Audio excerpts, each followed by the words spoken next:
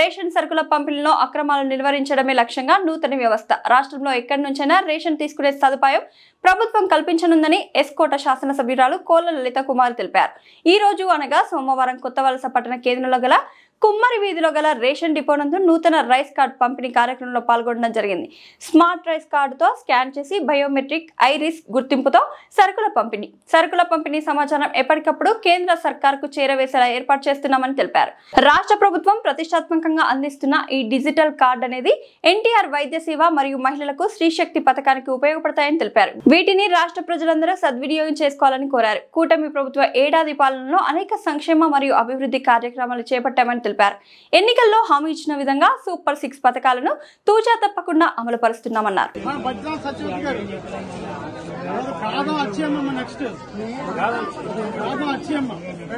గౌరవ రాష్ట్ర ముఖ్యమంత్రి వర్యులు నారా చంద్రబాబు నాయుడు గారు నూతన విధి విధానాలకి నాంది పలుకుతూ ముఖ్యంగా ఈనాటి కార్యక్రమానికి ముఖ్య అతిథులు మన స్థానిక ఎంఆర్ఓ గారి సహకారంతో స్థానిక సిఎస్డిటి గారి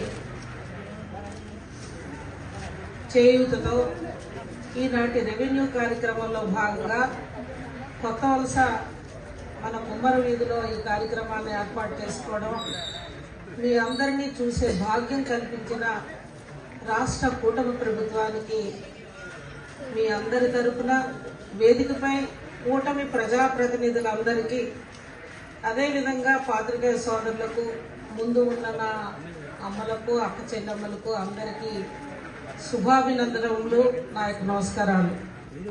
మరి ఈనాడు మనం చూస్తున్నాం, ప్రభుత్వం వచ్చి సంవత్సరం 3 నెలలు అయింది. ఏవైతే ఎన్నికల హామీలు కావచ్చు, సూపర్ 6 హామీలు కావచ్చు, ఒక్కొక్కటి కూడా ప్రజలకు చేసుకుంటూ ముఖ్యంగా పెన్షన్ 15,000 రూపాయలు పెంచి ఇవ్వగలిగాం. అదేవిధంగా మరి అన్నా క్యాంటీన్ల ద్వారా 5 రూపాయలకే పేదవాళ్ళకు భోజనం పెట్టగలుగుతున్నాం. తల్లికి వందనం ద్వారా ప్రతి కుటుంబంలో చదువుకుంటున్న విద్యార్థులకు 13,000 రూపాయల తల్లి అకౌంట్కి ఎంతమంది ఉంటే అంతమందికి ఇవ్వగలిగాం. మరి అదేవిధంగా అన్నదాత సుఖీభవ ద్వారా కేంద్ర ప్రభుత్వ సహకారంతో సంవత్సరానికి 20,000 వ్యవసాయ ఖర్చులకు ఇస్తామని మాటిచ్చామో దానికి కట్టుబడి మొదటి విడతగా మొన్న కేంద్ర రాష్ట్ర ప్రభుత్వాలు అన్నదాత సుఖీభవని రైతాంగానికి వ్యవసాయ ఖర్చులకు వేయగలిగాం.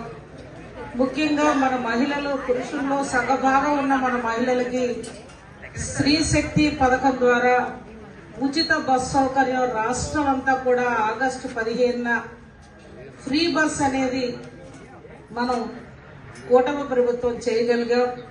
అమ్మ, మీరు బస్సులో కొంతమంది అయినా వెళ్ళారా? బాగుందా? సంతోషమేనా? మరి అదేవిధంగా ఇవాళ రెవెన్యూలో కూడా స్మార్ట్ కార్డ్స్ నూతన విధానాలతో గతం కంటే కూడా మిన్నగా ప్రతి సంక్షేమం మీకు అందజేయాలని ఒక సంకల్పంతో ఈనాడు ఈ స్మార్ట్ కార్డ్ అనేది మీ పేరున మీ ఫోటోతో రాష్ట్ర ప్రభుత్వం వారి 3 సింహాలు గుర్తు, ఒక పక్క ప్రభుత్వ సింబల్తో, ప్రభుత్వంలో ఎవరు ప్రజాప్రతినిధులు, ముఖ్యమంత్రి గారి ఫోటో ఎవరిది కూడా కాదు.